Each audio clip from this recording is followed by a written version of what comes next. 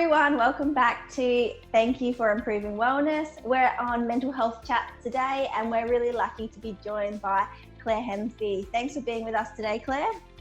No, thank you for the invite. So to get started, can you just let us know a little bit about yourself? Well, my name is Claire. I'm 19. I have the sweetest border collie named Tuxedo. He currently lives with my parents because I was a country girl, but I've recently moved to the city. It's okay, he visits on weekends. I like candles, cooking, eating, and horseback rides through bushland. Sounds so nice. So many beautiful things and things that, you can really enjoy in the NT. Yeah. So my first question for you is, what does mental health mean to you? To me, mental health, and hear me out, it's kind of what makes up part of your personality. We are shaped by our experiences, and that can come from our good and bad days. I feel like mental health needs to be appreciated more as something of who we are rather than an aspect that's separate to ourselves or something we need to be distanced from. I feel like it's on the same kind of level as thoughts. Yeah, I feel like mental health, we shouldn't be distanced from it or seen as something separate because it is actually a part of us. Yeah, and I think it's important to say it's an important part of you, but it's not negative. It's just a way you kind of interpret the world. Yes, absolutely. Yes. I feel like mental health is often discussed as something that some people have and some people don't. And that's completely reliant on whether you're feeling more positive or more negative. Yeah, I feel like it's the equivalent of the thoughts that we have and the way that we feel on the inside. And I don't know why that is seen as so separate and different because it's still a part of us. Yeah, I think that's such a good thing to talk about, is that even if you're feeling good, you still have mental health. Yeah. Do you mind sharing a little bit about how mental health has impacted your life? I'm often asked by people about, how mental health has been a part of my life. And I always think it's a strange question because everybody has mental health. I think, again, it's more about what affects it more positively or more negatively. In my life, things that have affected my mental health negatively include, friendship breakdowns. My mom getting cancer was probably up there. Everything can tick those boxes. Pressures of school, that was a massive one for me. But positively, I've also had some really strong friendships grown from the breakdowns. Small things like little experiences and opportunities that I've leapt for. Yeah, and I think, talking about that spectrum of when you are feeling really good and that mental health positively impacting your life, and then when you're feeling a bit lower, do you have some things that show up for you that might be saying I need to be aware of where my mental health is at the moment? I go really flat. I lose any kind of just will to do anything or any of that passion and drive that I have. It just evaporates. And it's really hard for that when that happens because it's a part of who you are. Your identity changes within yourself. You're still outwardly the same person. Physically, you haven't changed, but my own headspace has changed, and that can be very hard to deal with, especially if you're on your own. Talking to yourself and only having negative opinions, it's really hard on yourself because it only makes it worse.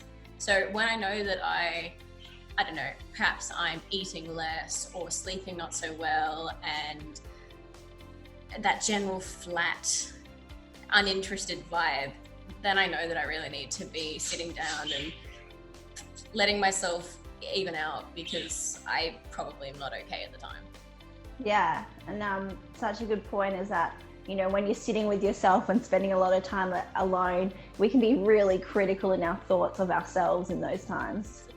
Yeah. And so when you are like that, what sort of things help you? Do you have any coping strategies that work for you, or just things that you do that make you feel better? Yes and no. When asked if I could do an interview on mental health, I did take a second to go, that's funny because I should not be a poster girl for mental health in any way. But then I sat down, I spoke with some friends about it recently, and they said that's exactly why I should do the interview, because the message that it's okay to not be okay really isn't loud enough. I haven't really found something that perfectly works for me, but I try and talk to my dog, and I try and change my thought patterns, because the way you think, even ever so slightly negative things, have a massive impact on you. I can't say that more passionate, like I cannot say that enough, that it's just the small things like, damn, I should have done that, or sometimes the dishes are too hard. It's the small things, and you notice stuff like that. Have a cup of tea, sit down with yourself and take a deep breath and try and make everything a little more linear, because it goes a little bit wonky when you're not thinking as positively or clearly as you should be.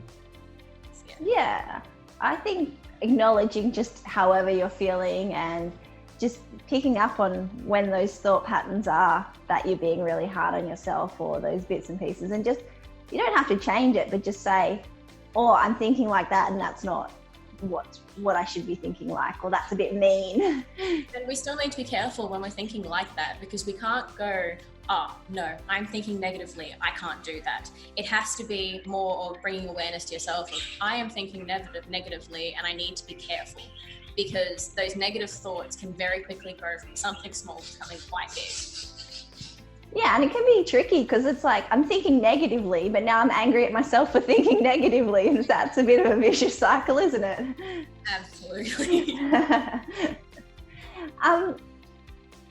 Thanks for sharing that, and I think some people will get some good tips from that. What about, do you feel like you've got any positives from going through some of these different ways of thinking or mental health problems? Positives, I think that I've got a new perspective looking at the world, and it's given me more dimensions to the way I think, if that makes any sense. I am able to look at something and go, or someone, and go, perhaps it's not as easy as upfront as it appears. Yeah. I just that don't judge a situation from what you can see, but try and take in all the different perspectives. I feel like I have a better understanding from my own personal experiences about people's reactions. Yeah, I think more being aware of that it's not always what it appears, and being more understanding, more being able to go pull someone aside and say, hey, what else is up? Because I don't think it's just everything you've said. Yeah. You sound like an amazing person to have around if someone might be showing some unusual behaviours and other people might be getting annoyed with them, but you can see that, no, this doesn't seem like you, and it's probably something going on. Yeah, we're pretty avoidant of those conversations a lot of the time, so yeah, they're hard conversations to have. It's, of course you don't want to talk about what's making you upset, but we treat that as if it's taboo. Yeah, and it's just a conversation. So people might be feeling pretty stressed right now, just because like there's been a lot of changes and the world is a little bit crazy. Might feel like some things are going back to normal, but still, like, just in general, there's a bit more stress in society and on the news and all those things. What are some things that you think might be helpful for people at a time where there might a lot of change or uncertainty or stress? I think doing something like keeping a diary could be really good. It is a way of talking to yourself, but not just talking to yourself. You can write down your thoughts and your processes, and if nothing else, it's going to be a really cool thing for your kids to read in the future about a literal historical event taking place. I think trying to keep contact with friends is important, even if it's just every now and then, just a hey, what's going on? I'm inspired by those people that have been doing all those workouts. I'm sure that has been great for them, but I'm not one of those people. I think that just because we have time to ourselves doesn't mean we shouldn't be treating ourselves nicely.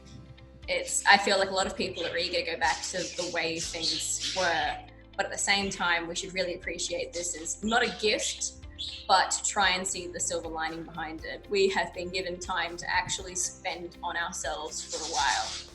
And I think that's very important. A lot of people don't do enough of that. Yeah, I think that's some awesome advice for people to just these tiny changes in their days or ways of thinking that are going to make a huge impact. So is there anything else you'd like to end this interview with? Any other like last tips or anything you'd like to reiterate that you said? The biggest challenge I think that I've had to face and with mental health, and one I haven't really wrapped my head around yet, not properly, I understand it, but I don't want to, is that it's going to get better, but then it's going to get worse again. And then it's going to get better. It's never going to be stable. That permanent security is never ensured, but here we are anyway. Absolutely. It takes time and work, but it's not a graph, is it? So it takes time. Everyone, please look after yourselves in this time. Look out for each other, stay in contact. And thank you so much, Claire, for joining us. No, thank you for having me. And thanks everyone. Please keep improving your wellness. See you later.